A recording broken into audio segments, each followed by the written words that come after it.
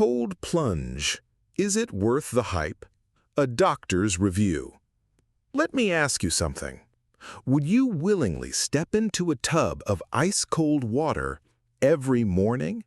Because that's exactly what millions of people are doing right now. From athletes and wellness influencers to everyday folks just trying to feel better.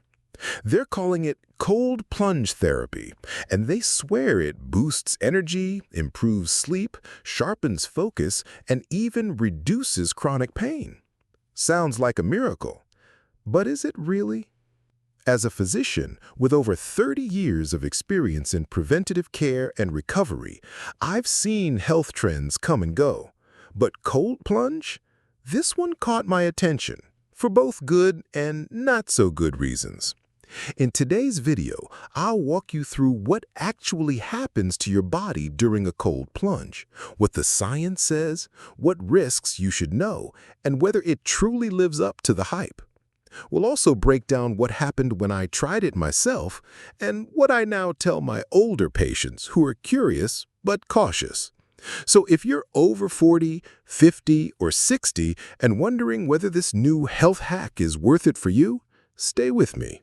This isn't hype, it's your health. Let's begin. My 7-day cold plunge experience. Day 1. Shock and resistance. I'll be honest, Day 1 was brutal. The moment I stepped into that tub of 50-degree water, my chest tightened and my breathing turned shallow. I felt my body tense up as if it was bracing for impact. That's a natural response. It's called the cold shock response. Heart rate spikes, blood vessels constrict, the sympathetic nervous system goes into overdrive. And my first instinct? Get out! Immediately. But I stayed in for 60 seconds. That was enough. Day 2. Mental hesitation, physical curiosity. The next morning, it wasn't my body that protested. It was my brain. You'd be surprised how loudly your mind objects to cold exposure, even when your body's recovered. But that's where something interesting began to happen. I noticed a small mental shift, more focus, more presence. And after the plunge, I felt awake, no caffeine needed. Day 3. Improved mood, slight energy boost. By day 3, something clicked. I wasn't dreading the cold as much. And more importantly, I felt lighter mentally, less irritable, less anxious. There's science behind this. Cold exposure triggers a surge in dopamine, up to 250% in some cases, according to a 2000 study published in Neuroscience Letters. That's a longer-lasting lift than any cup of coffee can offer. Day 4. Physical adaptation begins. This was the turning point. My body no longer panicked when I stepped into the cold. My skin still screamed, sure, but my heart rate remained steadier. I could breathe deeper. I started staying in for up to 2 minutes. This is what's known as cold habituation, a gradual calming of the body's fight-or-flight reflex with repeated exposure. It doesn't mean it's easy. It just means your body starts working with you instead of against you. Day 5. Better sleep. That night, I slept like a rock. There's research suggesting cold exposure in the morning helps regulate your circadian rhythm. It cools your core body temperature, an essential signal to the brain for melatonin production later in the evening. I woke up feeling more rested than I had in weeks. Day 6. Less joint stiffness. Now this surprised me. As someone in my 60s, I occasionally deal with stiffness in my knees, especially after long clinic hours. But on day 6, I noticed it took less time to loosen up in the morning. Cold exposure reduces systemic inflammation, and though results vary, the effect on my mobility was noticeable. Day 7. It became a ritual. By the final day, cold plunging had become less of a test and more of a reset. I didn't crave the discomfort afterward, but I did crave the clarity. The emotional resilience it builds is real. You start your day by doing something hard, and everything after feels just a little easier. The science behind cold plunge. Why it works. So, what's really happening under the surface when you expose your body to cold water? Let's break it down. 1. Nervous system reset. The initial shock triggers your sympathetic nervous system. That's your fight or flight response. But here's the magic. With regular exposure, your body adapts. It learns to calm itself faster. That's called vagal tone improvement, and it's linked to lower anxiety, better stress management, and even improved heart rate variability. 2. Dopamine surge and mood elevation. After a cold plunge, your body releases a significant wave of dopamine and norepinephrine.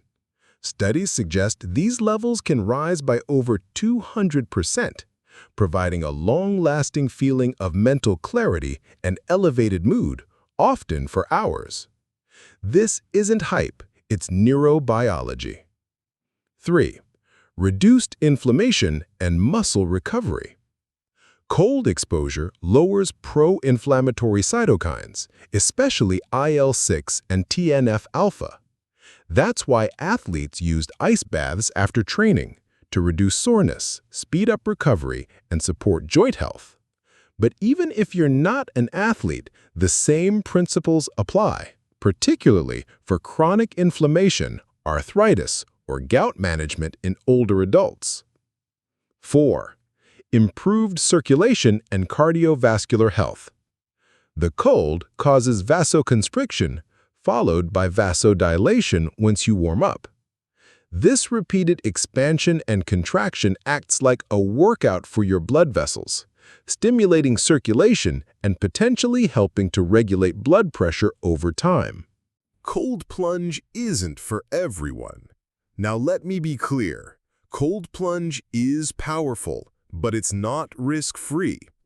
You should not jump into cold therapy if you have uncontrolled high or low blood pressure, cardiovascular disease or arrhythmia, Raynaud's syndrome, severe cold sensitivity or asthma triggered by cold air. And even if you're healthy, start slowly.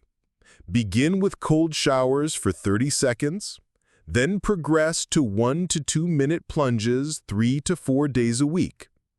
Always listen to your body. Shivering is okay. Numbness, dizziness, or chest pain is not. This isn't about proving how tough you are. It's about challenging your body and then supporting it with care. Conclusion: start where you are. If there's one thing I've learned after 3 decades of working with patients, it's this. Healing doesn't always come from a prescription. Sometimes it begins with a single habit, a quiet choice you make when no one's watching. Cold plunging won't change your life overnight, but it can shift something important inside you. It teaches discipline without punishment. It strengthens your nervous system, not just your muscles. And it invites you to step into discomfort, not recklessly, but intentionally, with the purpose of healing, not hurting. Whether you're trying to reduce pain, reclaim energy, or simply wake up feeling a little more alive, you don't have to do everything. You just have to begin with one thing. Maybe cold water isn't your path. That's okay. But what if it is? Your body is wiser than you think. Trust it. Listen to it. And don't be afraid to try something new, especially if it's something your future self might thank you for. If this video gave you something to think about, something that made you pause, reflect, or even feel a little curious, then that's a good start. I'm not here to push a trend. I'm here to help you make sense of it and decide whether it fits into your journey. So if you found value here, I invite you to stick around. Subscribe for more honest, science-backed insights designed for people who want to live with intention, not just information. And if you've ever tried cold plunging or are thinking about starting, leave a comment below. I'd love to hear what your body told you. Because in the end, the science matters. But what matters even more is how it feels when it's real for you.